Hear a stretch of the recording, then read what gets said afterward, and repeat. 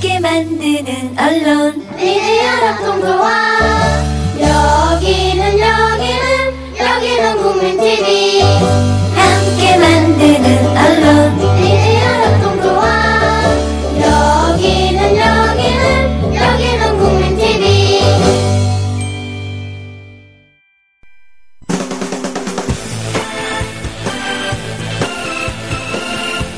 예비군, 민방위 훈련장 같은 안보 특강은 가라.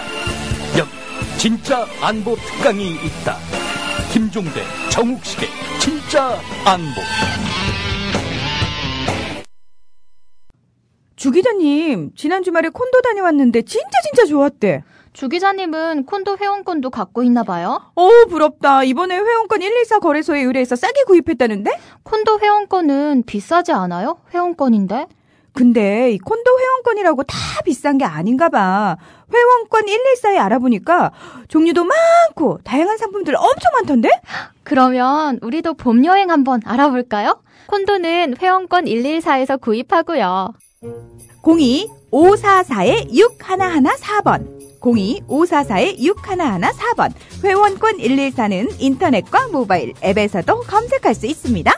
콘도 회원권 거래는 회원권 114 02-544-6114번으로 바로 전화해보세요. 지상철 조합원 신청 광고입니다. 강화대교 앞에서 개념 부부가 만드는 개념 곰탕 연지연 곰탕. 연지연이란 가마솥의 장작불로 온종일 구워내는 곰탕을 서로 나누어 이어지는 인연이란 뜻입니다. 연지연 곰탕이 민주주의를 열망하는 조합원 여러분과 국민의 건강을 책임지겠습니다. 곰탕 포장 판매는 한 팩 800g에 7,000원이며 7팩 이상은 무료 배송으로 드립니다. 연지연 곰탕은 강화대교 입구에 위치해 있습니다. 단체 주문 예약 및 포장 주문 전화번호는 010-7252-1114, 010-7252-1114, 031-989-9968. 조합원 단체 예약은 10% 할인해드립니다.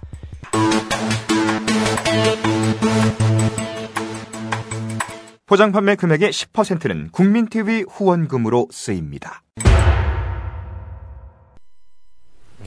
네, 청취자 여러분들 안녕하십니까? 그리고 시청자 여러분들 안녕하십니까? 진짜 안보 7월 21일 방송 시작하도록 하겠습니다. 저는 진행을 맡고 있는 평안의 토크의 정욱식이고요. 오늘도 변함없이 김종대 디펜스 21플러스 편집장님 함께 자리하고 계십니다. 네, 또 뵙습니다. 네. 안녕하세요. 어떻게 한 주간 어떻게 지내셨어요?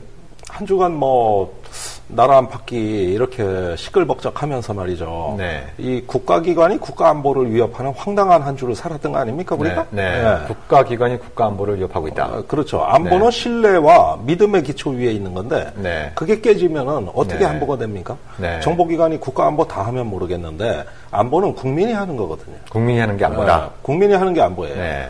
군대는 전투만 하는 것이고, 네. 정보기관은 수집만 하는 것이고, 네. 안보의 주체이자 고객은 누구냐? 국민이거든요. 네. 근데 국민이 안보를 신뢰 안 하면은 이 안보가 위태로운 거 아닙니까 지금? 네. 예. 그러니까 이 국정원이 잊을만 하면 존재감을 유감없이 발휘해주고 있습니다. 네.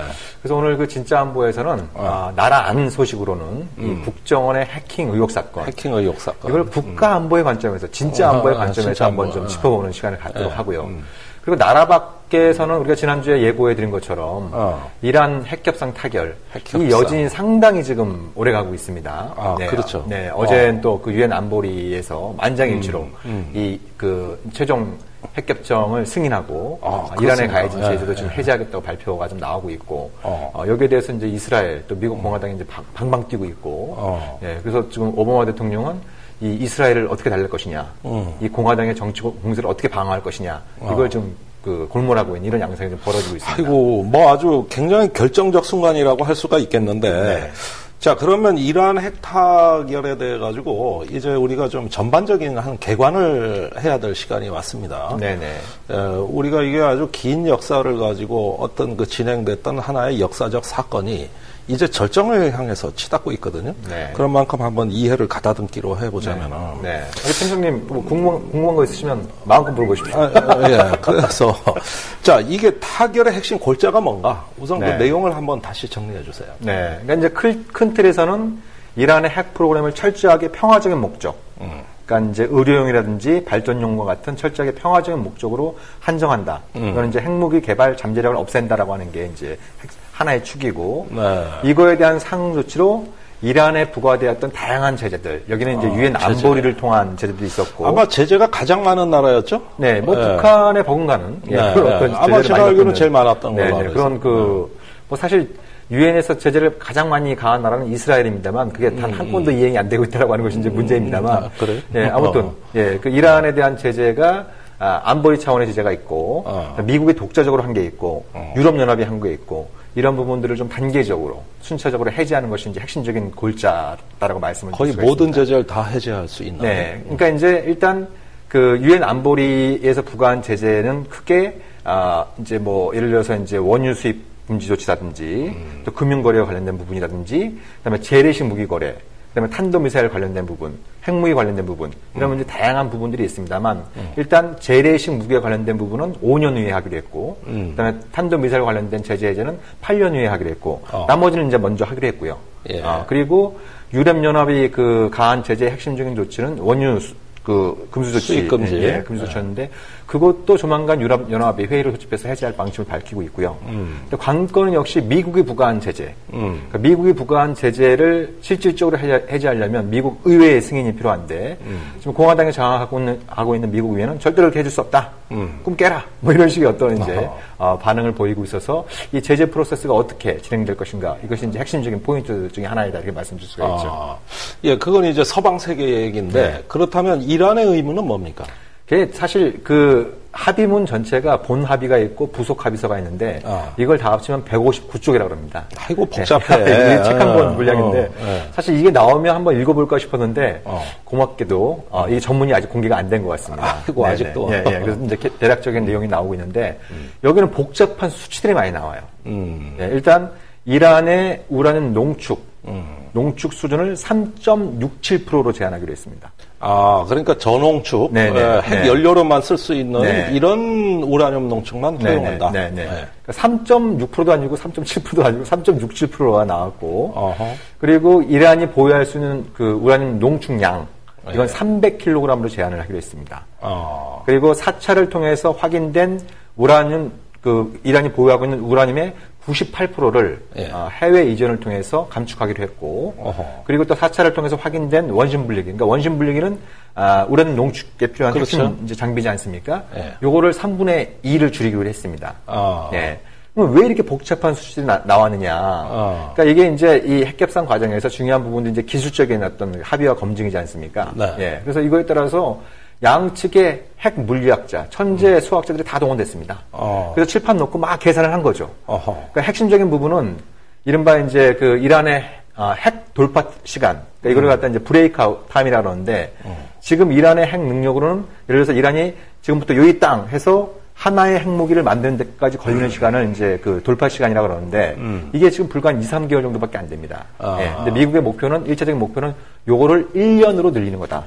그러니까 하고 싶어도 빨리 못하게? 그러니까 2, 3개월이면은 국제사회가 이제 개입해서 그걸 저지하기 너무나 짧고, 한 1년 정도 돼야 이란이 딴 마음을 먹어도 그걸 저지할 수 있다. 이렇게 이제 판단을 한 거죠. 그래서 이제 양측의 그 핵 물리학자가, 수학자들이 계산한 결과, 우라늄 농축도는 3.67%, 보유량은 300kg, 그리고 98% 감축, 원심 분리기 3분의 2 감축, 이런 어떤 내용들이 충족되면 계산을 해보니까 지금 갖고 있는, 그러니까 3.67%의 농축 우라늄으로 300kg의 이걸 갖다 전량 핵분열 물질로 만든다고 계산을 해도 1년은 걸린다.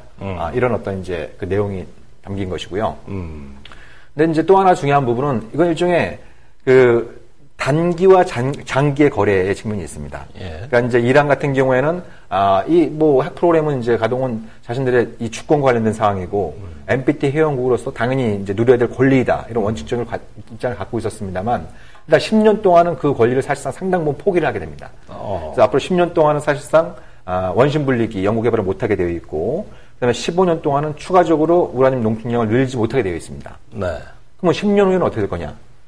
그다음부터는 원심 분리기 가동할 수 있습니다. 15년 후에는 300kg으로 제한되어 있던 우라늄 농축량을 더 이제 이란이 원하는 만큼 늘릴 수가 있습니다. 그래서 이걸 근거로 해서 이제 이스라엘 그 네타냐후 이스라엘 총리 같은 경우에는 그 지금 당장 불을 끄자고 나중에 더 큰 부실을 남겨둔 거다. 그래서 이건 뭐 테러형 핵 강대국의 문을 열어준 아주 역사적 실수다. 이렇게 이제 혹평을 하고 있는 이런 그 상황에 있고 앞으로 이 문제를 어떻게 해결할 것이냐 이런 부분이 이제 중요한 관건이다라고 말씀드릴 수 있죠. 자 그러면은 이것이 이제 그 핵을 타결한 오바마 대통령 입장에서는 이런 정도의 어떤 유예 기간을 두면서 상대방의 진정성을 확인할 그렇죠. 수 있는 네. 충분한 여지가 있다고 본 것이고 네. 그런 걸 통해서 어떤 비핵 국가로서의 상호 신뢰 증진이 가능하다고 본 건데 그런데 이제 이것에 대해서 비관적으로 보면서 네. 오히려 이거는 이란한테 시간만 벌어준 네. 역사적 실책이라고 보는 세력이 있는 것 같아요. 네, 네. 자 그렇다면 지금 그런 면에서 주요 국가의 반응들도 매우 다양하게 나타날 걸로 보는데 네. 예, 각 국가의 반응들은 어떻습니까? 일단 그 미국의 오바마 행정부 그러니까 2009년에 집권하면서 자신의 최우선적인 외교 목표는 이제 이란 핵협상 타결로 삼았는데 일단 이걸 갖다 이제 그 성공을 함으로써 역사적인 성과를 이루게 됐다라고 굉장히 네. 이제 높이 평가를 하고 있는 상황이고요. 그리고 이제 그 하산 로하니 이란 대통령이죠. 네. 그러니까 사실 뭐 미국도 그렇고 이란도 그렇고 그 상대방 국가와의 협상 못지않게 내부 협상이 굉장히 중요한 문제였는데 주목할 거는 그 이란의 최고 지도자인 하메이니가 이 협상안을 승인을 해줬습니다. 며칠 전에 승인을 해줬습니다. 누가? 하메이니. 예, 그러니까 이제 이제 이슬람국 같은 경우에는 칼리프라고 불리는 종교 최고 지도자가 있고, 예. 그다음에 이제 뭐 대통령이라든지 술탄이라든지 어떤 정치 권력을 갖고 있는 이제 최고 지도자가 있습니다만, 이란 내부에서 굉장히 논란을 겪다가 이제 하메이니가 결국 이 정도면은 오케이, 이 정도면 고생했다. 그래서 수용을 해줬습니다. 야, 그러면 뭐 정교 일치가 됐어요. 예. 다 보기 드물게. 예, 보기 드물게. 그러니까 이란 내에도 상당히 강경파들이 많이 있고, 아까 말씀드린 것처럼 그 핵 주권과 관련된 부분의 상당 부분을 양보했음에도 불구하고, 네. 그에 반해서 제재는 굉장히 좀 순차적으로 네. 이루어지게 되어 있음에도 불구하고, 이란이 전격적으로 이걸 수용을 한 상황에 있고요. 네. 주변국은 어때요? 주변국은 뭐 이제 사우디아라비아. 네. 그럼 이란이 이 정도 간다고 한다면 사우디아라비아도 나도 이 정도 갖겠다. 이란도 하는데 우리는 왜 못하느냐. 뭐 이렇게 이제 나오고 있는 상황이고. 이건 또 엉뚱한 소리네. 예. 하여간 그렇다. 그러니까 이제 뭐 세계 최대 이제 그 원유 생산국인 사우디도 이제 그 뭐 핵 프로그램을 갖겠다라고 나오고 있으니까 또 이제 좀 미국이 긴장하고 석유값 떨어져서 조금 배도 아프겠고. 네.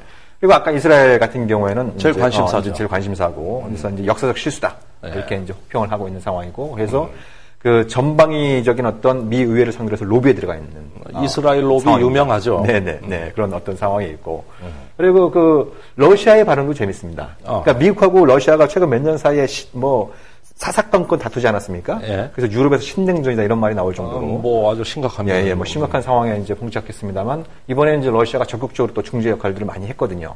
그런 부분에 대해서 또 미국이 높이 평가하고 있고. 그래서 이걸 계기로 해서 좀 미러 관계가 풀리지 않을까. 야, 이건 뭐 미러 관계까지 상당한 영향을 주는 지정학적 대사건입니다, 이게. 근데 여기에 또 복병이 있습니다. 이제 러시아가 얘기하는 건 그래 이제 이란 핵협상 타결됐으니까 뭐예요? 이란 핵위협을 근거로 유럽에 만들고 있는 미사일 방어 엔지를 철회해라. 이렇게 지금 이제 요구를 하고 있고 미국과 나토는 글쎄 좀 더 두고 봐야 된다. 뭐 이런 식으로 이제 좀 버티기에 들어가고 있는 양상에 있는 거죠. 예. 그리고 중국 같은 경우에도 뭐 이란 핵 문제도 굉장히 중요합니다만 중국 입장에서 이제 이것이 이제 한반도 문제에 미칠 영향, 북핵 문제 이런 것들 이제 관심사니까 봐라. 불과 몇 년 전까지만 하더라도 북핵 문제보다 이란 핵 문제를 풀기가 훨씬 더 어렵다. 이런 얘기들이 나왔었거든요. 그걸 근거로 해서 봐라 만나서 대화하고 서로 선택과 집중을 하니까 이렇게 어려운 문제도 해결할 수 있었던 거 아니냐. 이걸 교훈 삼아서 북한에 대해서도 자꾸 이런저런 조건 달지 말고 조건 없이 대화를 시작하자. 이렇게 이제 좀 그래서 미국에서도 북한하고 협상할 수 있다는 발언이 나온 거 아닙니까? 다만 진정성이 확인되어야. 또 전제 조건이 있군요. 네. 이제 그런 어떤 이제 얘기들을 하고 있는 셈이죠. 좋습니다. 이게 많은 시청자 여러분들이 들으셔서 아셨겠지만은 정 대표가 얘기한 대로 이건 지정학적 대사건입니다. 대사건입니다. 이거는 어떤 이란이 세계와 만나고 세계가 이란과 만나는 엄청나게 큰 사건이라고 볼 수가 있고 강대국 간의 어떤 강대국 정치의 양상도 바꿀 수 있는 중요한 변수가 지금 나타났던 거거든요. 자, 그렇다면은 이런 어떤 그 믿기지 않은 일이 벌어질 수 있는 배경과 원동력은 우리가 좀 따져봐야 될 것 그렇죠. 같아요. 예. 이게 원래 안 된다 그랬던가. 그렇죠. 예. 원래 안 된다는 거였다고, 이게. 네.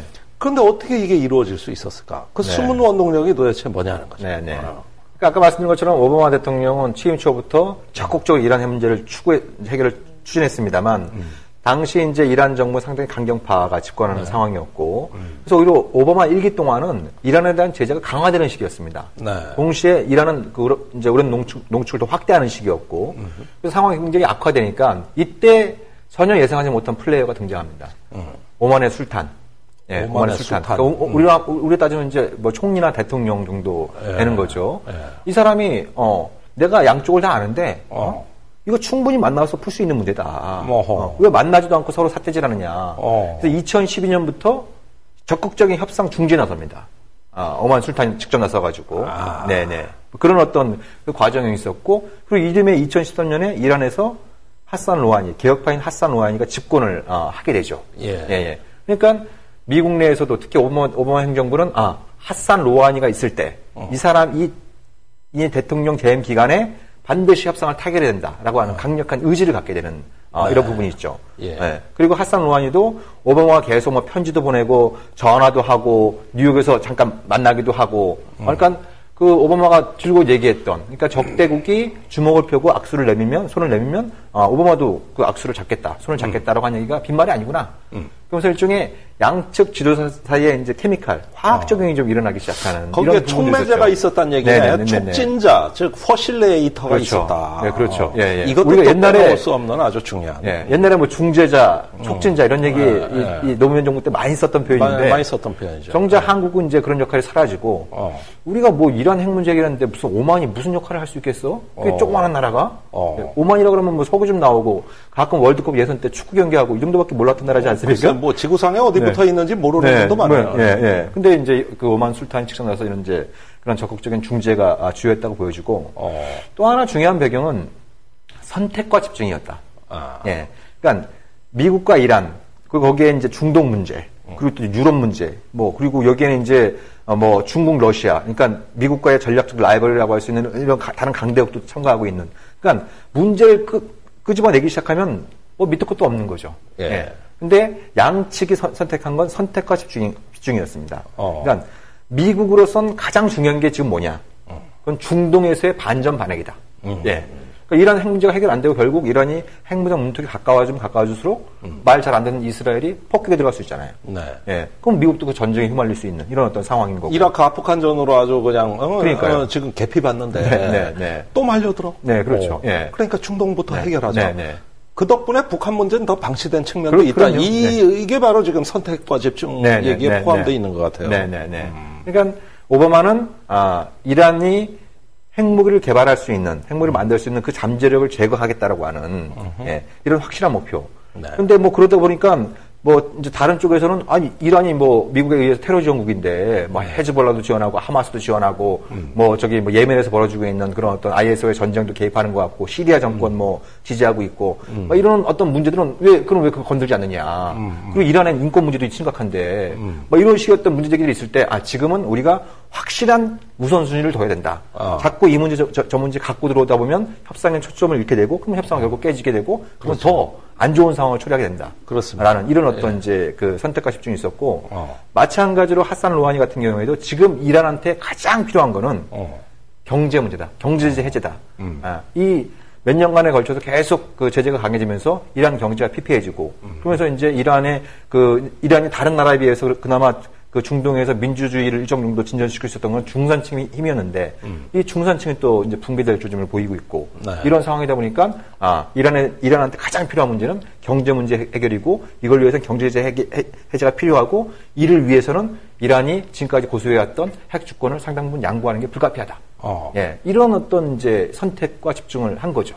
그 국제 정치에서 매우 이례적인 현상입니다. 우리는 분쟁이 불가피하고 국제사회에서 어떤 그 평화라는 것은 오로지 힘의 균형 외에는 다른 대안이 없다고 믿었는데 협상과 어떤 그 규범에 의해서 네. 이런 어떤 그 평화 만들기, 이게 저 피스 메이커로 네. 이게 국제 정세가 전환될 수 있었다는 거는 굉장히 큰 가능성을 보여준 겁니다. 네네. 그런데 지금 오바마 임기가 끝나가고 있어요. 네, 얼마 안 과거 남았죠. 북한은 핵 얘기라든가 여러 가지가 보면은 그 미국하고 북한 관계 개선도 클린턴 대통령의 거의 임기가 끝나갈 때 되니까 네.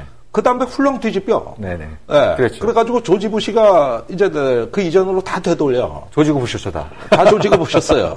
예. 이런 것들이 이제 북한 문제를 우리가 그 미국이 다루는 데 있어가지고 아주 굉장히 그 이후에 실행 과정에서의 어려움을 예비한 어떤 그런 잘못된 길로 갔던 이런 여지를 많이 허용했습니다. 이번에도 사실 오바마 임기는 거의 끝나갔단 말이죠. 내년에 1년 반 남은 거죠. 예. 네.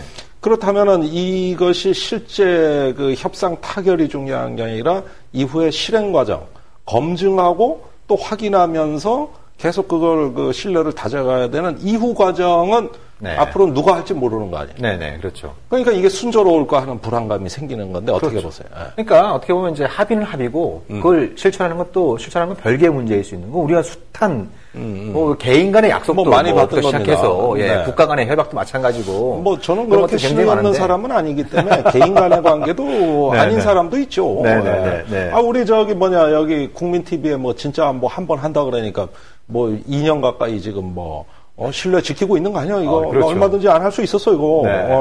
왜 또 바쁘고. 강하게 하시나? 근데 신뢰 지키잖아 이거. 네. 이 번개풀에 콩고 먹듯이 시작한 진짜 안보가 벌써 이제 한 달 반 후면은 2년째가 되네요. 아이 그러니까. 잔치 한번 해야죠. 그러니까 실행은 네. 이렇게 하는 거예요. 네네. 생각해보니 아니고, 네. 뭐 이런 게 아니라 사람이 일관성이 있어야 되는데, 네. 요것이 국제관계는 배신을 잘한다고? 네. 예, 국제관계는. 어디서 들어본 말인데, 예. 아니, 우리 배신 당하기로 따지자면은, 한복 입은, 성을 가진 대통령, 네. 우리, 대통령 만큼 배신 많이 당하시는 분 있겠어요? 네. 그런 분은 이런 협상 타결할 수 있을까? 배신이 무서운데? 그러니까요. 네. 구독이 무서워서 정목 못한 걸 부리시죠. 그렇죠. 네. 그분은 자기 참모도 안 믿어요. 그래서 문고리 권력 없이는 국정이 안 돌아가요. 네. 예. 네. 어떻게 믿고 해? 네. 예, 그러니까 이런 분은 뭔가 이런 위대한 협상을 할 수가 없잖아. 네. 이건 위대한 도전 아니야, 이게. 네. 정말 위대한 도전이었고, 이 부분 관련해서는 오바마 행정부를 좀 높이 평가하고 싶다. 예, 그런 어떤 선택과 집중, 그리고 네. 진념. 네. 예. 사실 그 미국 내에서 특히 의회를 장악한 공화당의 반발, 그 미국한테 가장 중요한 동맹국인 이스라엘, 그리고 중동 산유국들의 반발, 이런 어떤 거의 사방이 거의 적으로 둘러싸이다시피 했는데 이걸 뚫고 이 협상을 타결한 건 높이 평가할 만한 것이고, 문제는 앞으로인 거죠. 네. 일단 1차 관문은, 그러니까 제일 중요한 게 어떤 합의든지 검증이지 않습니까? 네. 검증의 구체적인 방식은 사찰 아닌 것이고. 그렇죠. 그 주체가 이제 IAEA, 국제 원자력 기구가 나서게 돼 있는데, 이 사찰 문제에 관련해서 핵심 쟁점이 됐던 게, 이란이 IAEA에 신고하지 않은 일반 시설, 혹은 군사 시설, 이걸 어떻게 사찰 대상에 포함시킬 것이냐. 근데 이번 합의에서는, 그 사찰 범위를 군사시설, 일반시설을 확대를 하되 이란과의 협의를 통해 하기로 했다라는 겁니다. 예. 근데 여기서 제기되는 문제는 그럼 이란이 다 보여줄 것이냐. 그러니까 지금 이스라엘이나 공화당이 얘기하는 건 아예 너희들이 이란의 그 혁명 수비대에 들어가서 볼 수 있냐. 그게 핵무기 개발의 온상으로 지목을 하고 있는데 이제 이런 어떤 그 의혹론자들 같은 경우에는 네. 거기 가서 볼 수 있느냐. 예. 이런 문제들을 제기하고 있는 거고 그리고 또 IAEA가 그런 사찰 능력이 있느냐? 너희들 돈도 별로 없지, 인력도 별로 없지, 그다음에 군사 시설에 대한 사찰 경험도 없지. 그런 너희들이 어디 가서 이게 이란이 본다고 한들 이게 제대로 알 수 있느냐? 예. 이런 식의 이제 태클을 벌써부터 걸고 있는 상황에 있습니다. 예. 그래서 이제 IAEA가 조만간 그 이란에 들어가서 전면적인 사찰을 실시하고 12월 15일 날 이 보고서를 제출하게 했는데 그때 그 보고서 내용을 놓고 2라운드가 시작될 거다라고 이제 예상을 할 수 있고 그에 앞서서 이제 앞으로 60일 동안 미국 의회에서 이 159페이지 달하는 걸 갖다 철저하게 검증을 하겠죠. 그래서 이제 그 표결을 붙여가지고 과반수 이상이 이거에 대해서 부결시키면 부결시킬 경우에는 이게 이제 무산될 수 있는 것이고 여기에 대해서 오바마 대통령은 너희들이 부결시키면 나는 거부권 행사하겠다. 그러니까 공화당은 그래? 그럼 내가 민주당 의원들 꼬셔가지고 3분의 2로 통과시켜버리겠다. 거부권을 무력화시키겠다. 그래서 얼마 전에 이제 이 한국 정치에서 이 거부권 문제가 굉장히 키워드로 떠올랐다고 한다면 올 하반기에 미국 이런 정치에선 거부권은 좋은 거야. 네. 왜 쓸데없는 거 거부권 행사해? 네. 이런 거부권 행사하는 지도자가 멋있잖아요. 네. 거기에다가 임기 말이 돼도 저 의연하게 말이지. 나는 오바마가 한 5, 6년 됐나요? 그 노벨 평화상 받았잖아요. 2009년에 선불로 받았죠. 선불. 네. 그러니까. 임기 초태. 아무것도 한 게 없는데. 아무것도 한 게 없는데. 말 몇 마디로 이제 노벨 평화상을 받으셨죠. 그때가 제일 황당했어요. 네. 근데 그 값어치를 부분적으로 지금 하고 있는 거죠, 어떻게 보면. 또 오늘 또 이제 워싱턴과 그 쿠바에서 또 아바나에 이제 양측의 대사관이 이제 개설을 하고 양측의 국회에 걸리고 이런 부분들도 굉장히 역사적인 사건이다라고 평가를 할 수 있죠. 글쎄 주로 남쪽 나라들하고는 잘하시네. 쿠바, 이란. 네. 이거 잘하는데 왜 북쪽 나라들하고는 이러는 거야? 이게 한반도에 어떤 미치는 좋은 영향이 있느냐? 이게 우리 관심사란 말이죠. 그러니까 이게 큰 영향은 없을 수 있지만 그러니까 북핵 문제에 직접적으로 영향을 주는 이런 부분들이 별로 없겠지만 전반적으로 주변적으로 그 배경적으로 안 좋은 영향을 줄 수가 있다라는 게 우려되는 게 몇 가지가 있습니다. 네. 아니 남의 좋은 일이 왜 안 좋은 거야? 그러니까 이게 참 이게 왜 국제 정치가 바로 이런 건데. 우리 김정대 평론가께서는 이제 청와대에 근무하실 때였으니까 잘 아시겠습니다만 사실 부시 때 한반도가 무사히 넘어갈 수 있었던 가장 중요한 이유는 이라크 전쟁이지. 이라크 전쟁. 맞아요. 미국이 이라크 전쟁에서 발을 빼지 못하는 바람에 총구를 갖다가 어떻게 보면 북한에 못 돌린 거 아니겠습니까? 그렇습니다. 그때 이라크 전쟁 발발할 때 미 군부는 이 전쟁을 쉽게 마무리 질 거라고 봤어요. 그래서 몇 달 있으면 이라크 싹 쓸어버리고 그다음 차례 북한이다. 이런 말을 그냥 대놓고 하던 시절이었어요. 그런데 지금 10년이 십몇 년입니까? 12년이 더 지났는데 돌리기는커녕 거기서 허우적거려가지고 지금 뒤처리도 못하고 이제는 저 군대 유지하기도 곤란해졌어요. 그런 사이 IS라고 하는 이제 보도도 못한 신진설에게 국가를 참칭하고. 그러니까 이라크 침공이 오늘날 초래한 비극을 보라고. 그러니까요. 바로 적고 올라간 거라고. 그런데 지금 이제 중동이 풀렸다 보면. 미국은 원래 전쟁 에너지를 일정 부분 이상 항상 비축하고 있는 나라 아닙니까? 그렇죠. 전 세계의 유일한 즉각 전쟁이 가능한 나라인데 이 전쟁 에너지가 어디로 갈 것이냐, 요게 핵심 포인트. 요게 핵심이란 말이에요, 요게. 그러니까 그 편집장께서는 이제 다른 생각을 갖고 계실지 모르지만 일단 사드가 새롭게 변수로 등장할 수 있습니다. 아시다시피 미국의 사드 포대가 몇 개 없는 상태에서 중부군 사령관, 그러니까 중동을 작전 범위 들고 있는 중동은 걱정 안 해도 된다. 주한미군 사령관하고 서로 언쟁에 붙지 않았습니까? 우리가 급하다. 근데 이번에 이란 핵협상 타결로 사드를 중동에 갖다 놓아야 될 안보적 필요성은 좀 반감된 측면이 있겠죠. 그렇죠. 주한미군 사령관이 미국에서 무슨 얘기하겠습니까? 이제 중당은 이제 좀 많이 좋아졌으니까 무슨 IS가 탄도미사일을 발사하기 위해서 뭐를 하겠어. 걔네들은 이제 그런 거 사드가 필요 없으니까. 주로 자살 폭탄 테러 아니면 로켓포 이런 거 공격이고 함정까지는 공격하더라고요. 멀리 떨어진 함정. 그러니까요. 요즘 또 화학무기 사용설도 막 나오고 있고. 아무튼 이제 하여간 지저분한 사람들이에요. 사드 포대가 미국이 지금 늘어나고 있는 추세에서 중동의 아주 핵심적인 문제였던 이란 핵 문제가 타결됨으로써 주한미군 사령관 발언권이 높아질 가능성이 높아졌다. 이 부분이 이제 제가 보기엔 이제 아주 핵심 포인트 중에 하나이고. 그리고 아까 말씀드린 것처럼, 아까 이제 김정대 평께서도 중요한 말씀을 해주신 게, 미국은 어떻게 보면은 끊임없이 이 적대국을 필요로 하는 그런 체제이고, 이 전쟁 에너지가 어디선가 이렇게 해결이 되면은 다른 쪽에 또 발산을 하게 되는. 그게 반드시 전쟁을 한다는 의미는 아닐지라도, 그런 전쟁에 필요한 여러 가지 무기, 동맹 관리, 적대국 외교, 이런 부분들이 어떤 하나의 풍선 효과처럼, 이 중동 문제가 좀 풀리면서 이 한반도와 동북아에서 이런 어떤 군사적 긴장이 좀 확대되는 일종의 풍선 효과를 유발할 수 있는 이런 측면들도 우리가 좀 경계를 해야 될 것 같아요. 그거는 이제 나쁜 쪽의 효과입니다. 반면 긍정적인 어떤 시나리오는 없습니까? 긍정적인 시나리오는 일단 눈을 씻고 쳐다봐도 없다. 제일 중요한 부분은 한국이죠. 그러니까 그 오바마가 이제 이제 딱 자기가 눈 감고 생각해보니까 자기가 대선 때 얘기했던 맨 나라들이 있단 말이죠. 쿠바. 이제 양쪽의 대사관 개설됐고 이란, 핵협상 타결했고. 그럼 이제 내가 대선 주회 때 북한도 얘기했는데 이제 북한하고 대화를 시작해봐? 이럴 여력이 기본적으로 없습니다. 아니 그게 오바마가 얘기한 담대한 희망 아니었습니까? 그게 용기 있게 만나서 대화하겠다. 이걸 담대한 희망이라고 표현 안 했습니까? 표현했었죠. 그래서 북한 먼저 풀 거라고 우리 기대 안 했습니까? 네, 정말 배신이었죠, 그게. 아니, 아직 1년만 남았잖아. 네네. 이게. 네. 아직 다 끝난 판 아니잖아요. 그렇죠. 그러니까 우리가 뭐 포기할 필요도 없고, 우리가 반드시 뭐 절망할 필요도 없습니다만, 네. 중요한 거는 지금 상황에서 누군가 나서가지고, 그렇죠? 네. 나서가지고, 뭔가 한반도의 상황도 반전을 시킬 수 있는 이런 어떤 플레이어, 선수가 좀 눈에 띄어야 되는데, 네. 그런 선수가 안 보이고 있다라고 하는 게 제일 안타까운 거죠.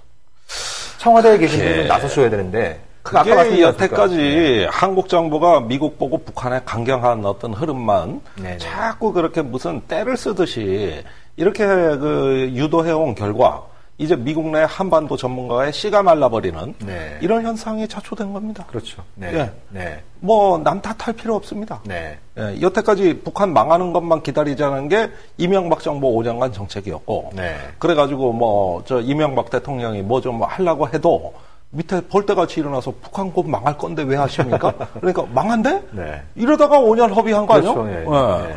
그러다가 지금 박근혜 대통령 저 북한 불안해 이 얘기 또 하고 계시잖아. 그러니까요. 예. 예. 그러면은 언제나 불안하고 언제나 망할 것 같은 이런 얘기를 탈북자들이 들으면 참 이상하게 생각한다고. 네. 아니 왜 자꾸 북한이 망한다고 남쪽에서는 저러지? 망한다는 게 뭔지 이해가 안 가는 거예요. 네. 예. 김정은 북한의 국방위원장이 뭐 어떤 뭐 급변 사태로 뭐 지도력이 어떻게 된다. 뭐 이런 것들을 상상하시는 모양인데 설령 그렇게 된다 하더라도 그게 북한이란 국가의 어떤 그 체제가 전환되거나 아니면 국가가 소멸할 수도 있는 네. 이런 식의 위기로 가겠냐는 거예요. 그러니까요. 네. 그러면은 뭐가 불안해지기를 지금 기다리는 거냐 이거죠. 네. 그러니까 뭐 북한하고 망할 거다, 불안하다. 자꾸 이런 생각들을 갖게 되면 북한하고 협상을 하등의 이유가 없어지는 거예요. 하등이 없지, 하등이 네, 없지. 없어지는 아, 거죠. 여기서 이런 얘기가 나오고 있는데 미국이 협상하겠습니까? 그러니까요. 네. 네. 네. 그러니까 이 흡수 통일에 대한 미련을 버리는 게 제일 중요하다. 네. 네. 그럼 뭐 내부적으로 그런 뭐 백에 하나라도 그럴 가능성이 있다면 내부적으로 조용히 대비하면 되는 것이고. 아, 예, 그럼. 예, 예. 정책의 1순위는 그런 미련을 버리고. 예. 아니 오만의 술탄까지 나서가지고 어떻게 보면 직접적인 이해 당사국도 아니라고 할 수 있는 예, 오만의 술탄까지 나서서 이 양국의 협상을 중지해서 이렇게 큰 예, 성과를 내게 했는데 우리는 북핵 문제의 최대 당사자 아닙니까? 북핵 문제가 풀리지 않으면 최대 피해자가 될 수 있는 거고 네. 거꾸로 북핵 문제가 풀리면은 최대 수혜자가 될 수 있는 예. 아주 중요한 당사자인데 아, 그러니까 이거는 이럴 때 이란 핵 협상이 타결된 그 모델을 한반도에도 적용하자고 한국 정부가 났으면은 네. 지금의 적기가 될 수 있고 네, 아주 네, 효과가 네, 클 네. 수가 있습니다. 네, 네, 그렇죠. 네. 그런데 거꾸로 나가면은 오히려 저 이란 핵 협상 타결이 한반도의 재난으로 닥칠 네, 수도 있는 겁니다. 네, 이 두 가지가 지금 기로에 선 것이기 때문에 저 이란 문제는 강 건너불이 아니에요. 그럼요. 네. 발등해불입니다. 네, 발등해불. 네, 네. 예, 이게 한반도 정세에 어떤 쓰나미로 밀어닥칠지 네. 이거 정말 지켜볼 일입니다. 네네. 예. 그래서 앞으로도 뭐 이제 좀 추가적으로 새로운 소식들이 있으면 간간히 좀 소개시켜드리는 것을 하고 네. 이제 그 질문권을 제가 좀 환수를 해서 예. 두 번째 주제로 좀 넘어갔으면 좋겠습니다. 네. 국정원 해킹 의혹 사건. 예. 관심 있게 우리 편집장께서 좀 지켜보고 계실 텐데 어떻게 좀 그렇죠. 실체가 있다고 느껴지시나요? 의혹은 의혹으로서 실체를 갖고 있죠. 네. 다만 지금 그 모든 건 수수께끼입니다. 특히 임모 국정원 정보과학국에 네. 그 문제가 된 RCS 리모트 컨트롤 시스템을 이탈리아 업체로부터 구입한 실무 과장이 자살했습니다. 네네, 그렇죠. 아주 불행한 사건입니다. 네네. 그런데 그 유서가 공개가 됐는데 유서 전체가 암호문이에요. 네. 오해받을 짓. 이런 표현이 무엇을 의미하는 것이냐. 네. 그러니까 또 본인이 욕심을 냈다는데, 그래서 자기 책임이라는데, 네. 그 욕심이라는 게 뭘 말하는 뭔가. 것이냐. 네. 이런 부분은 전부 다 암호투성이고, 무언가 적법하지 않은, 굉장히 그 무리한 시도가 있었다는 것은 사실은 유서에서 시인을 한 겁니다, 이게. 네. 시인을 한 거죠. 네. 그런데 그걸 뒷받침하는 정황은 지금 이탈리아 그 업체의 해킹 자료들에서 무수히 많이 나오고 있습니다. 네. 그 스파이웨어라는 이 해킹하는 프로그램을 어떤 특정 사이트를 통해 가지고 해킹의 대상이 되는 그 인물의 스마트폰이나 컴퓨터에서 작동을 하게 해야 되거든요. 네. 그런데 그 중간 매개하는 사이트가 뭐 금천구 벚꽃 축제 일정, 네. 떡볶이 맛집의 안내, 이런 거라든가 또 심지어는 아동 포르노 예, 이런 것까지 동원이 돼 있단 말이죠. 그리고 또 저 서울대 공대 동창회명부. 네. 그러면 제가 묻습니다. 왜 간첩은 떡볶이를 좋아합니까? 빨갱이니까? 빨개서? 네. 그다음에 금천구 벚꽃 축제는 접선 장소라서? 아니면은 아동 포르노는 또 왜?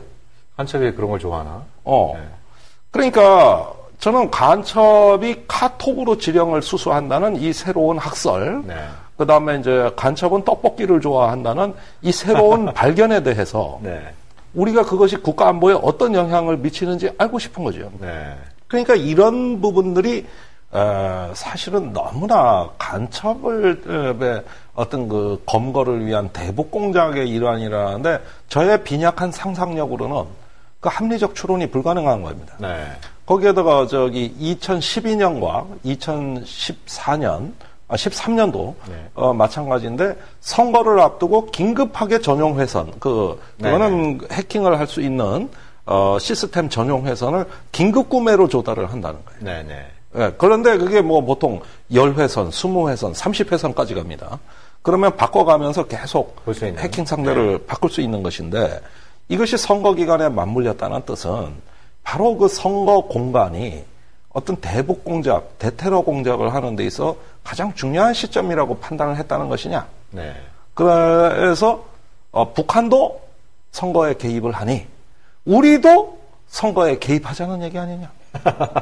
북이 하니까 나도 한다. 북이 하니까 나도 한다. 네. 네, 이걸 심리전으로 보고 있다는 거예요. 네, 네. 자, 이런 정황들이 지금 다 드러나 있는 거죠. 네. 거기에다가 지금 의혹 제기에 대해서 국정원은 뭐라고 해명을 하고 있나요? 아니, 예, 떡볶이 맛집, 뭐 벚꽃 축제, 뽀르노 이런 이거는 해명 안 했고. 이거 일체 해명이 이거는 해명 안 했고. 저기 엊그저께 국정원 직원 일동 이름으로 아주 장문의 성명까지 발표하지 않았습니까? 장문의 성명은 네. 그건 뭐냐면 그냥 경문이에요. 경문. 네. 이 사람들 정치인이에요. 네. 정치적 성명을 낸 것이죠. 네. 국정원 직원 일동? 아름답습니다. 예, 세계 정보사의 유래가 있는 일인가요? 그러니까 창조 경제 한다더니 창조 정보를 하십니다. 네. 이건 창조적인 거지. 유래가 없어요. 유래 없는 일을 너무 많이 하는 것 같아요. 예. 예, 재작년에는 국가정보기관이 남북 정상회담 대화록을 전문을 공개하는 세계 정보사에 유래 없는 쾌거를 또 한번 보여주더니만 이번에는 그때 또 국정원에 대변인이라는 자리가 있다는 거 처음 알았어. 세상에 대변인이라는 자리가 다 있대. 대변할 일이 많은가 보죠. 예. 참 이거 아주 굉장히 착잡한 일인데 사실 그 동안에 뭐 제대로 잡은 간첩이 뭐 있습니까? 잡은 적도 없어요. 그러니까 없으니까 조작을 해내잖아요. 네. 조작된 간첩은 많아요. 그러면 많은데 네. 도대체 무슨 간첩을 어디서 어떻게 잡겠다는 얘기인지 참 이걸 또 이번엔 밝히겠다고 하고 있습니다. 네. 국가정보원이. 그러니까 여야 의원들이 국정원으로 들어오란 얘기거든요. 네.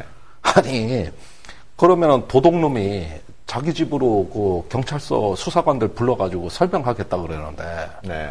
거기 가서 설명을 한다 한들 그걸 듣는다 한들 이거를 국회의원들이 규명할 수 있냔 말이에요. 저기 국회의원들은 국정원 내부 구조도 몰라요. 네. 이번에 정보과학국이 있다는 것도 처음 알았을 건데 네. 국정원 들어가면 외부 인사가 들어가잖아요. 네. 그런데 화장실도 혼자 못 가요. 네. 인솔자 없이는 못 간다고. 네. 그리고 국정원 청사에 이렇게 여러 출입문이 있는데 그 회전문 같은 데 있거든요. 네. 이런데 수상한 낌새가 보이면 회전문이 돌아가다 탁 서. 그 안에 갇히게. 이렇게 돼 있다고. 많이 다녀보셨군요. 그러니까 저도 그 노무현 정부 때 한번 가봤거든요. 네. 여기서 무슨 세미나에서 발표하고 이제 국정원 고위관리들 믿고 있었는데 발표하고 화장실 가는데 누가 뒤에서 졸졸 쫓아오더라고요. 예. 보니까 20년 만에 만난 고등학교 동창이었습니다. 이 친구가 좀 국정원 직원 돼갖고 와서 하는다는 얘기가 누가 한 명이 붙어야 되는데 그래도 너 생각해서 내가 붙었다. 이렇게 얘기하더라고요. 그래서 화장실까지 쫓아오고 그러냐 막 제가 그런 적이 있었는데 쫓아가게 돼 있어요. 네. 그러니까 여기 가가지고 생전 처음 보는 장비와 네. 생전 처음 듣는 설명인데 이런 식으로 사태를 마무리하겠다는 겁니다. 이러면 의혹이 다 해명이 될까요? 그러니까요. 그러니까 이런 식의 해명이라면 가면 안 돼요. 네. 저는 야당 국회의원들 말려들은 안 된다고 봅니다. 네. 이거에 대해서 뭐 안철수 이제 의원. 네. 이번에 뭐 위원장 맡았죠. 예, 국민정보 지킴이 뭐 위원장 맡았어요. 맡았고. 뭐 맨날 알듯 모를 듯 하던 소리 하더니 이번에 제대로 한번 뭘 하나 맡았어요. 그래서 뭐 아무튼 뭐 선 진상 규명, 후 현장 방문 뭐 이런 식으로 이렇게 입장을 정리한 것 같고. 아 그렇죠. 여기에 대해서 새누리당은 아니 뭐 당신이 저기 IT 전문가고 그 보안 전문가인데 당신이 가서 보면 다 알 거 아니냐.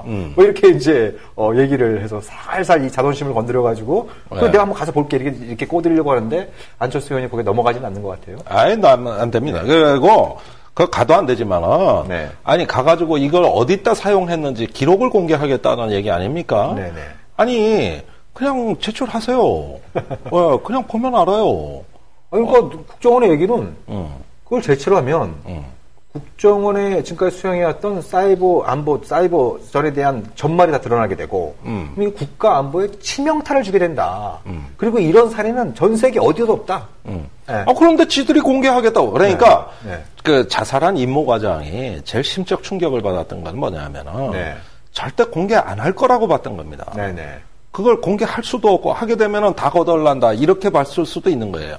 그것이 불법 행위든 합법 행위든 아니면 욕심을 낸 것이든 차분하게 한 것이든 뭐가 많을 거 아니야. 굉장히 많을 거라고. 이걸 공개하지 않을 거라는 전제 하에서 민간인 사찰도 한 것인데 아니 국정원장이 국회 정보위에 출석해가지고 공개한다는 소리를 듣고 청천벽력이라고 본 거예요. 이게 웬 말 그러더니 세게 감찰이 들어와. 그런데 어떻게 보면은 이거는 어떤 국정원의 위상에 직결되는 문제이기 때문에 자기가 상부 지시 없이 지웠다는 겁니다. 그걸 싹 지웠다는 거예요. 그리고 의문의 죽음이 이어진 거예요. 그러니까요. 아니 사실 아무리 유서를 읽어봐도 마찬가지인데 앞뒤 연결이 안 돼. 국정원 내부에 이건 중요한 의사소통의 문제가 있다든가 아니면은 국정원 상부에서 임모 과장이 자신을 보호 안 해줄 거라는 어떤 확신을 얻은 겁니다. 그것이 죽음으로 연결된 거예요. 그러면 누가 죽인 거나 이게 국정원 직원 일동 성명서에는 마치 야당이 죽음으로 몰아간 것처럼 얘기가 돼 있지만 제가 보기엔 국정원 내부 사정이에요. 누가 죽였을까? 임모 과장을. 그러니까 이게 왜 이렇게 다급한 직원 성명이 나왔겠느냐. 좀 그게 그만한 사정이 있다고 봐요. 결국은 야당 탓, 언론 탓 이렇게 해가지고 몰아가는 어떤 것 속에서 죽음의 의미를 규명하는 선점 효과를 누리겠다고 하는 것입니다. 그러나 이 유서나 저간의 정황을 보면 국정원 내부 문제예요. 그러니까 이번에 이제 국정원 직원 일동으로 나온 그 성명인지 뭔지 정치 경무인지 그걸 이렇게 쭉 봐도 전반적으로 임모 과장 개인의 문제로 많이 환원시키고 있습니다. 그러니까 문제가 됐던 해킹팀 이 프로그램을 구입을 주도한 사람도 이 임모 과장이고, 본인이 욕심을 내다가 뭔가 좀 문제의 소지를 일으킨 것도 임모 과장이고. 아니 이걸 구입하는데 지금 지출된 국가 돈이 10억 원이 넘는데 그러면 임모 과장이 국정원 돈 맘대로 몽창몽창 자기가 뭐 판단해가지고 이탈리아 업체에서 10개 회선 내놔 20개 회선 내놔 그러면서 이거 절대 노출되면 안 돼. 해킹 흔적이 남아도 안 돼. 이런 거 다 얘기해가면서 선거 다가오고 있는데 급하게 좀 줘. 아니 이걸 임모 과장 다 개인의 문제로 몰아넣으신다면 지금 국정에서 나온 성명은 그런 투로 몰아가고 있다는 거예요. 이것도 굉장히 주목할 만한 현상이다. 그러니까 문제의 책임은 이미 고인이 된 임모 과장한테 전반적으로 돌리고 있고 그리고 이 지금 불법 그 도감청 민간인 사찰 이 문제는 국정원 전체 대 야당과 일부 언론 또 시민사회의 어떤 대결 구도를 형성하는 이런 어떤 이제 정치적인 행위를 하고 있는 셈인 거죠. 아니, 그거는 하나의 프레임 만들기라고 볼 수 있는 것이죠. 자, 과거에 그 2002년 무렵에 국회 그 국정원의 연락사무실 529호실이 본청에 있었습니다. 근데 그거 아무것도 안 해요. 그냥 직원들 들려서 전화하고 저 가방 놔두고 연락사무소입니다. 그런데 이회창 당시 한나라당 총재가 그 529실에서 국회의원 사찰을 한다. 이렇게 의원총회에서 의원 발언이 나오자 모든 의원을 대동하고 이회창 총재가 직접 그 복도까지 진출해서 네. 완전히 복도에 다 메웁니다. 네. 한나라당 의원들이. 네. 거기에서 농성을 하고 잠시 후에 뭐 해머 같은 거 뭐 이렇게 작대기 같은 네, 걸 네. 갖다가 잠겨 있는 문을 칩니다. 네. 그래가지고 발견해낸 게 뭐냐 하면은 그때 당시에 5급 국정원 사무관급의 네. 그 국회 연락관에 가방 하나 탈취했어요. 가방 하나. 거기에 나와 있는 내용은 뭐냐 하면 당시에 그 민주당인가요? 여당에 네. 원내 총무실 직원들이 고생이 많은데 식사 한번 해야 되겠다. 네. 그래서 소요 예산이 한 40만 원 든대요. 네. 이거 식사비 청구하는 이거 하나 찾아내가지고 아니 그러면은 민간인 그때 그 사찰이라는 게 그 국회 사찰이라는 근거가 그거 하나로 농성까지 하면서 국정을 마비시켰던 정권이 어떤 정권입니까? 네. 지금 새누리당이에요. 그렇죠. 네. 그러면은 그거하고 이거하고 비교가 되느냐? 비교가 안 되는 일이죠. 그냥 의원 말 한마디 듣고 다 쫓아가가지고 그렇게 탈취하고 하던 시절. 네. 그때는 민주정부 시절인데. 김대중 정부 때였죠. 김대중 정부 2000년. 시절인데. 아니, 그랬던 거 갖고 전국을 다 마비시켰는데 지금은 모든 증거가 다 나오고 있고. 이건 의혹도 아니야. 팩트라고. 네. 예. 모든 정황이 다 해킹 자료에 나와 있는 거예요. 네. 이건 팩트란 말입니다. 그러면 이거 조사하겠다는데 직원 일동에 성명을 내가지고 무슨 까불지 말라는 이거 국민 협박을 하고 있단 말이에요. 아니 이런 사건에 대해 가지고 하는데 이게 왜 어떤 그 국정원의 존립을 갖다가 부정하면서 어떤 그 반대한민국 세력의 안보 파괴 행위라고 볼 수 있냐 이게. 네. 누가 안보를 파괴했을까? 네. 그는 국정원이 지금까지 해온 일련의 짓거리, 이 정부에서 국군 기무사령부와 국군 사이버사령부와 국가정보원 이 3개 기관이 그동안 국민을 향해서 네. 저지른 어떤 그 만행과 불법과 탈법과 공작 이거 아니었으면 대한민국의 민주주의는 걱정할 필요가 없었다는 거예요. 네. 그러니까 국가안보 어떻게 보면 우리 안보의 정체성은 민주주의에 있는데 예, 이런 어떤 그 정보기관들 예. 이 정보기관의 삼위일체라고 하는 기무사, 국방부의 사이버사령부, 그리고 국정원. 예, 이들 기관들이 이 민주주의를 위협하는 실체가 되고 있다. 자 거기에다가 예. 이런 걸로 마음 고생을 느껴서 자살을 할 정도의 요원이라면 네. 모든 특수훈련과 각종의 어떤 전문교육을 이수한 최정예 요원이 네. 이런 정도로 자살하는 그런 심약한 정신으로 네. 어떻게 간첩은 잡으면 네. 어떻게 정보기관의 최정예 요원이라고 할 수 있는가? 네. 거기에다가 더 나가가지고 왜 항상 걸려? 지금까지 해가지고 나쁜 짓 한 거는 다 걸렸어요. 몰라. 내가 모르는 게 또 있을지도 있을 수도 모르죠. 있죠. 네, 네. 예.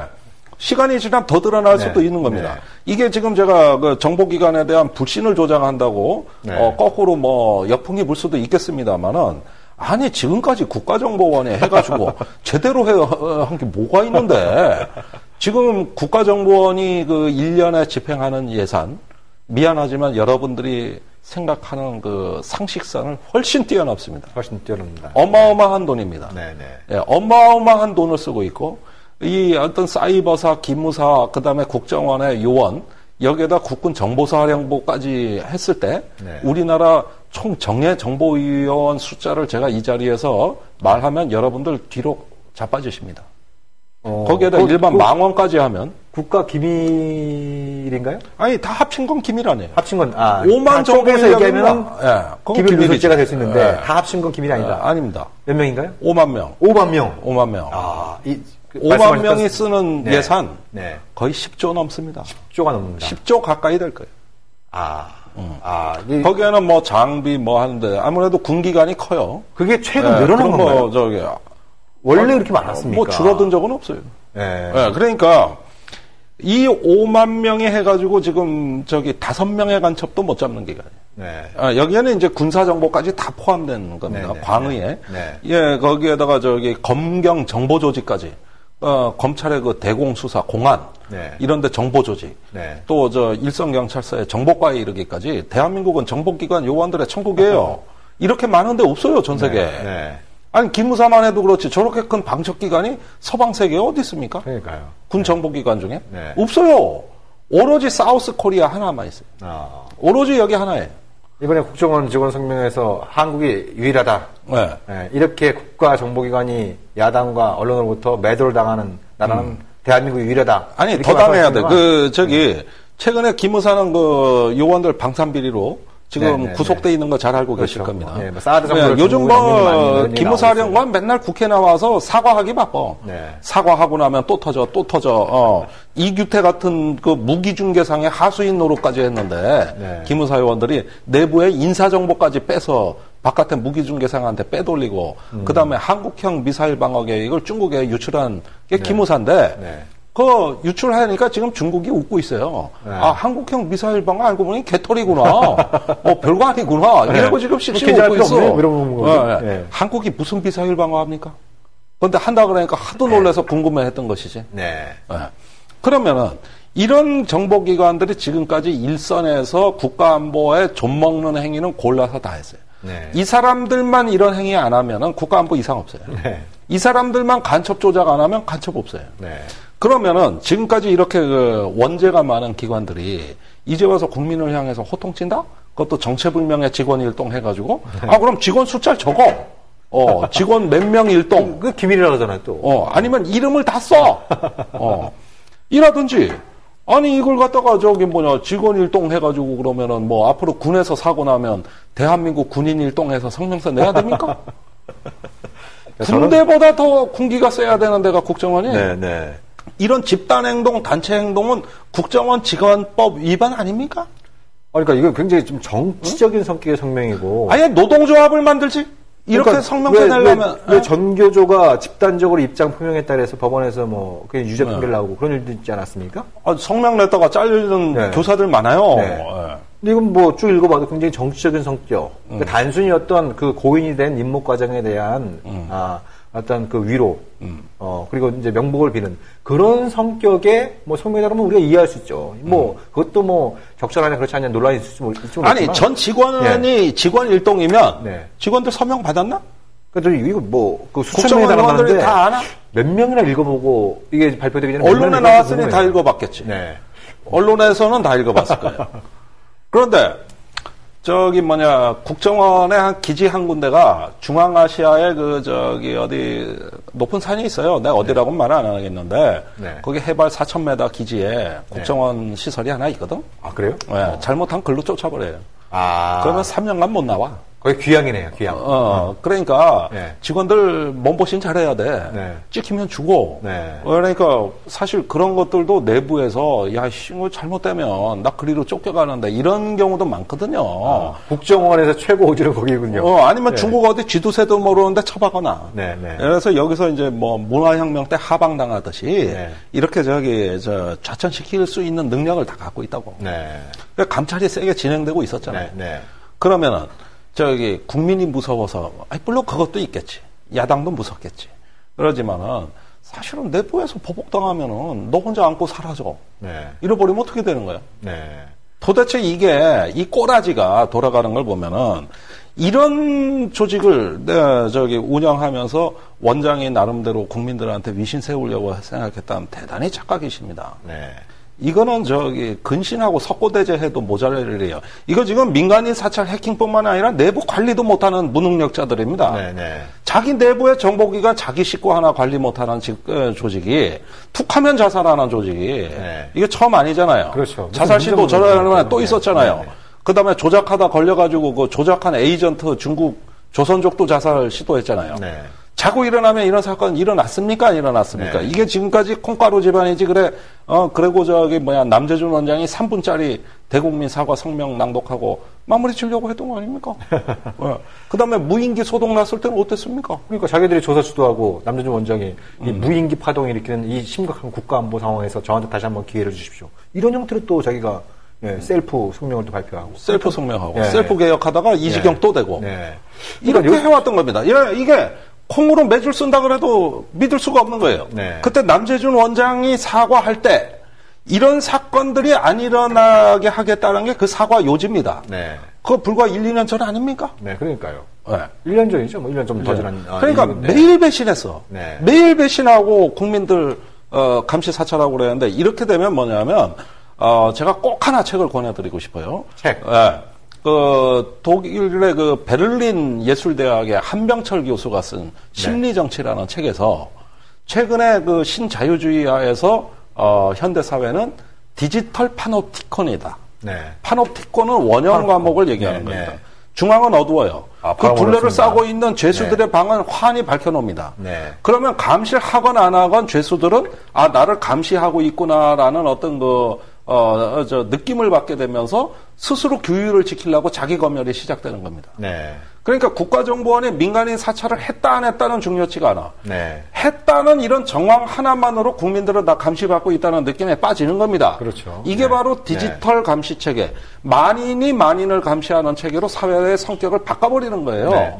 여기서 인간관계가 변형이 됩니다. 모두가 모두를 서로 감시하는 체계로 바뀌게 되는 것이죠. 이게 이번 국정원 사태가 초래하는 우리 사회의 가장 큰 충격이라고 봐야 되는 겁니다. 자, 그러면 끝으로 궁금한 것 중에 하나는 왜 이렇게 이 국정원이 정치적인 존재감, 그러니까 이게 국정원 이제 법에도 위반이 되는 거고, 또 나가서 이게 이제 헌법 체계에도 이제 무너뜨릴 수 있는 굉장히 중대한 사안들인데, 뭐 한두 번이야. 뭐 실수도 있을 수 있고, 기존의 관성도 있을 수 있고, 아니면 뭐 이상한 정치 권력에서 요구도 있을 수도 있고, 근데 이게 잊을만 하면 이렇게 이제 정치적 존재감을 과시하고 있는, 그러니까 이 국정원을 비롯한 이 정보기관들의 성격이 몇 년 사이에 좀 바뀌고 있다 이렇게 좀 진단을 하시는지 그게 좀 궁금하네요. 아니 그 속성 자체는 예나저나 뭐 안기부 엑스파일 사건부터 시작하면 똑같아요. 이 사람들이 보는 관점은 세 가지입니다. 착한 시민, 나쁜 시민, 이도저도 아닌 시민. 그러면 여기서 감시한다는 메시지를 국민한테 뿌리면 어떻게 되냐 하면은 착한 시민이 나쁜 시민을 자발적으로 감시하는 상황이 벌어져요. 그게 보수 진보 대립이고 대한민국 세력, 반대한민국 세력 갈등입니다. 그 다음에 이제 이도저도 아닌 시민들은 겁을 먹는 거죠. 이게 이 다음 사태에 이어지는 현상입니다. 일종의 공포 정치가 좀 남한에서도 횡행하고 있는 감시 사회죠. 감시 사회. 다 들여다보고 있어요. 이번에 이제 국정원이나 뭐 새누리당에선 정말 대통령 침묵을 지키고 있습니다만 가장 많이 동원하는 단어가 국가안보입니다. 꼭 감싸고 나올 겁니다. 근데 이것이 정말 이 국정원의 이런 행태, 이걸 감싸고 있는 새누리당의 행태가 국가안보를 위한 것인지, 정권 안보나 조직 안보를 위한 것인지, 이걸 갖다 우리도 앞으로 계속 관심을 갖추고 또 파헤치도록 그렇게 노력하도록 하겠습니다. 자, 진짜 안보 이번 주 방송 이것으로 마치고 다음 주에 다시 찾아뵙도록 하겠습니다. 감사합니다. 고맙습니다. 국민 라디오 팟캐스트 응원하는 가장 쉬운 방법 아시나요? 다운로드하기, 별점 주기, 댓글 달기, 구독하기. 국민 라디오 팟캐스트 널리 알리는 가장 쉬운 방법. 다운로드하기, 별점 주기, 댓글 달기, 구독하기. 기억하세요. 다운로드하기, 별점 주기, 댓글 달기, 구독하기.